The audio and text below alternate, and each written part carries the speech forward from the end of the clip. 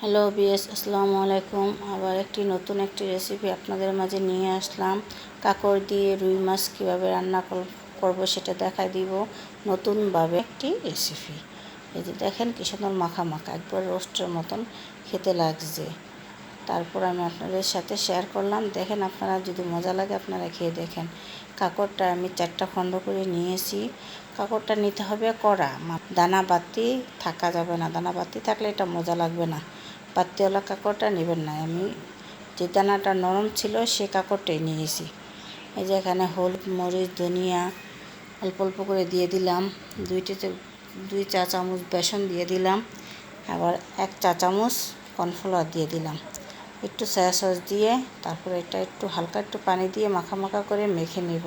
যেহেতু আমি কর্নফ্লাওয়ার আর বেসন দিয়েছি সেজন্য একটু হালকা একটু পানি লাগতে পারে। আর যদি পানি পানি থাকে তাহলে আর লাগবে না। আমি তো কাপড়টা চালনে জড়িয়ে নিয়েছি, সেজন্য আমার একটু লাগতে পারে। এই যে আমি এটা মাখা মাখা করে মেখে তারপরে ফ্রাই প্যানে দিয়ে ভেজে নিব। ভেজে তারপর তরকারি রান্না করবো একবার রোস্টের মতন।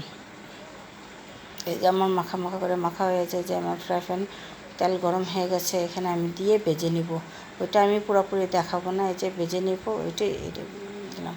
এখন আমি আরেকটা ফ্রাই প্যানে প্যান বসিয়ে প্যানে আমি এটাই যে ব্লেন্ডার করে নিয়েছি কাঁচামরিচ, পেঁয়াজ, একটা রসুন, তারপর 2 টেবিল চামচ সরষা বাটা, 2 চা চামচ সরষা বাটা দিয়েছি, দিয়ে এটা ব্লেন্ড করে নিয়েছি। ব্লেন্ড করার মিশ্রণটা আমি এখন দিয়ে ভালো করে ভেজে নেব। একটু স্বাদ মতো লবণ দিয়ে এটাকে ভালো করে ভেজে নিয়ে ব্লেন্ডারটা ধুয়ে যে পানি দিয়ে দিব। ব্লেন্ডার দিয়ে পানি দিয়ে তারপরে অন্য সব মশলা দিব।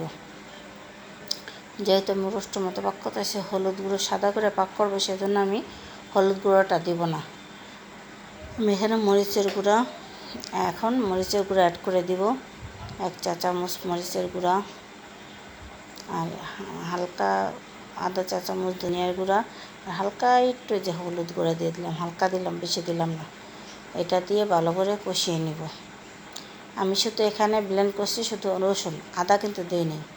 আদা ছাড়াই এটা রেসিপিটা তৈরি করলাম। এই যে পটল, আলু আমি যে ভেজে নিয়েছি, আলুটাও হালকা হলুদ লবণ দিয়ে মেখে ভেজে নিয়েছি। আর কাঁকড়টা তো দেখালাম কীভাবে ভেজে নিয়েছি। যে আলু আর কাঁকড় দিয়ে দিলাম আমি এখানে, দিয়ে যে ভালো করে কষিয়ে নিলাম। এবার আমি একটু পানি অ্যাড করে দিব। পানি অ্যাড করে এটার মধ্যে হালকা একটু দুধ দিয়ে দিলাম। যেহেতু সাদা করে রান্না করব, টক দই থাকলে টক দই দেওয়া যায়, কিন্তু আমি দুধটাই আমার ভালো লাগে সেজন্য দুধটাই দিয়ে দিলাম। টক দই ছিল না। এই যে আমি দুধটা দিয়ে আবার একটু নাড়াচাড়া করে ভালো করে কষিয়ে তারপর আবার একটু পানি অ্যাড করে তারপরে রান্না করব। যে এখন দুধটা নিয়ে ভালো করে কষানো হয়ে গেছে। যে এখন পানি অ্যাড করে তারপরে পানিটাও বলক আসলে মাছ দিয়ে দিব।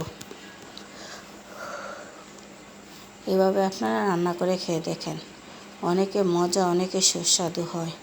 আমি নতুনভাবে নতুন একটি রেসিপি আপনাদের সাথে শেয়ার করলাম। আপনার যদি একটু ভালো লেগে থাকে আমার চ্যানেলটাকে একটু সাবস্ক্রাইব করে দিবেন।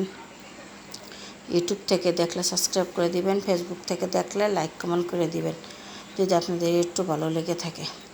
এই যে দেখেন পুরোপুরি একটা রোস্টের মতনই রান্নাটা, কালারটা সবই কম্বিনেশন দেখেন কি সুন্দর হয়েছে। মাছটা খেতেও খুবই সুস্বাদু। হালকা একটু ঝোল, হালকা একটু সবজি নিলে খাওয়া যায় অনেকগুলো ভাত। এভাবে আপনারা রান্না করে খেয়ে দেখেন। সবসময় তো কাঁকড় ভেজে খান বা তরকারি রান্না করে কোনো দিন খান নাই, ভেজে খান বা ভাজি খান।